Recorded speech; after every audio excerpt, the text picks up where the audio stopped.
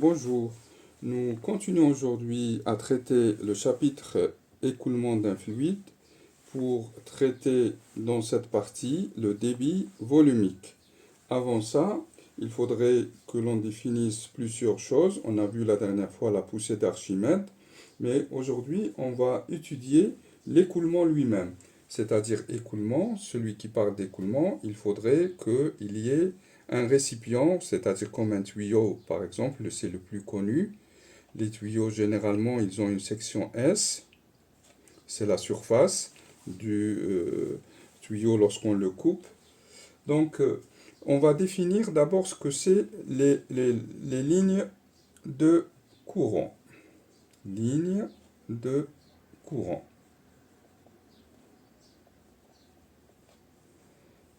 Alors, c'est quoi ces lignes de courant? Eh bien, tout simplement, lorsque je prends à l'intérieur de mon tuyau, il y a des molécules, elles vont suivre un chemin, une trajectoire. Cette trajectoire, on l'appelle ligne de courant. Donc, c'est la trajectoire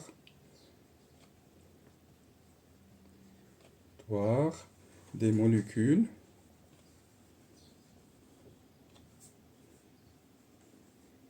ou des particules, comme vous voulez, suivies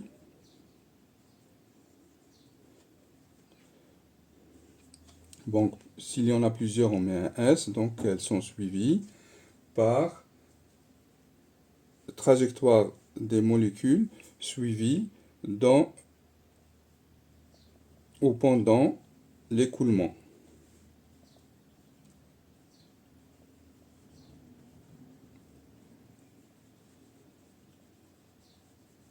du fluide.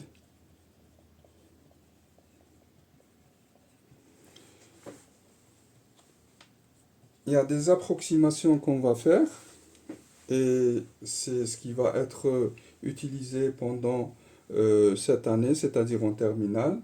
C'est ce qu'on appelle un écoulement est considéré permanent.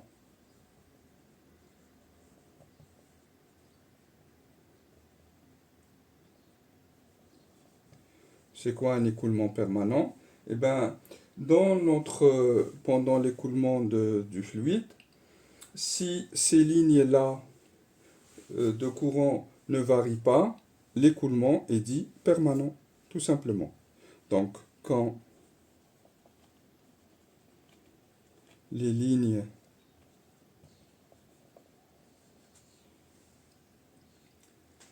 de courant ne varient pas,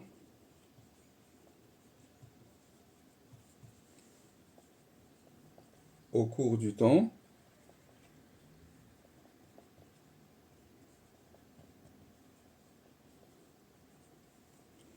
l'écoulement est dit permanent.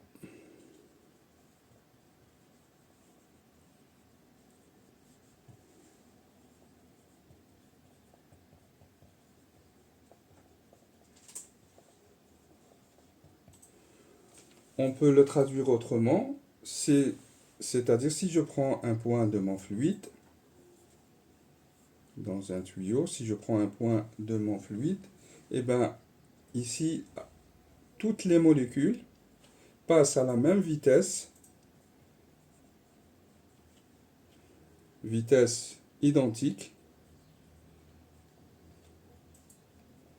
pour toutes les molécules.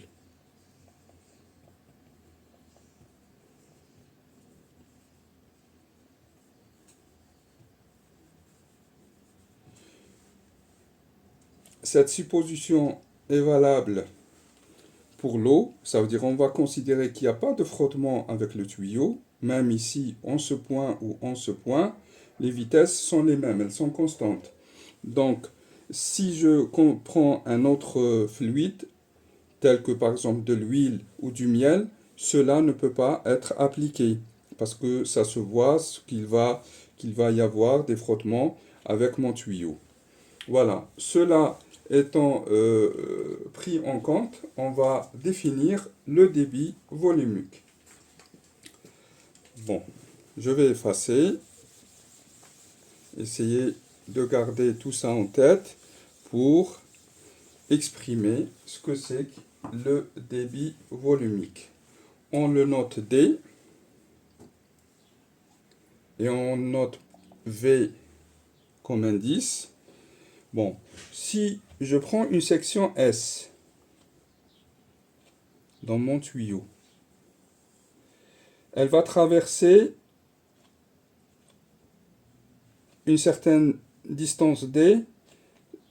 Si je prends ici T0, ici T1, donc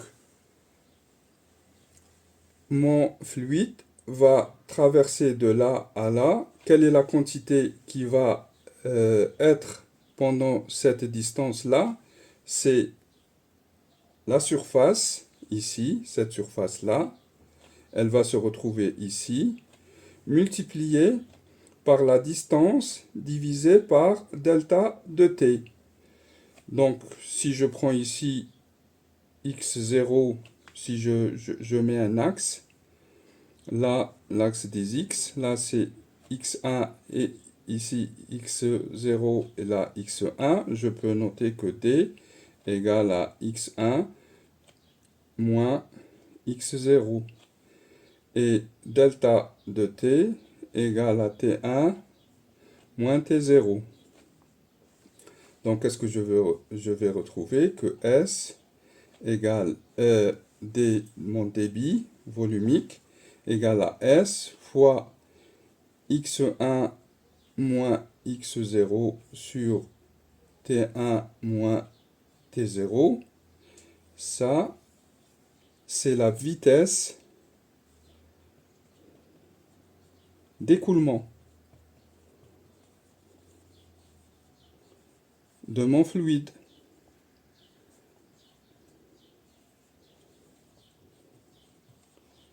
Donc, si vous vous rappelez du chapitre le mouvement d'un système, x1 moins x0 sur t1 moins t0 n'est autre que la vitesse v. Donc, je vais noter petit v égale delta de x sur delta de t.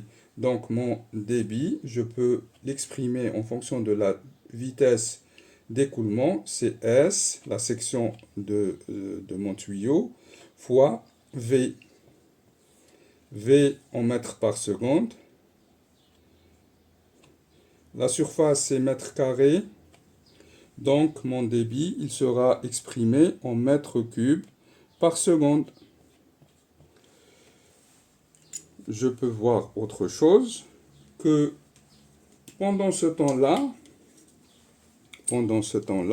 si voyez, regardez ici, de là à là, je peux le noter comme ça, S, la distance, là, ici, ma distance, et là, c'est D,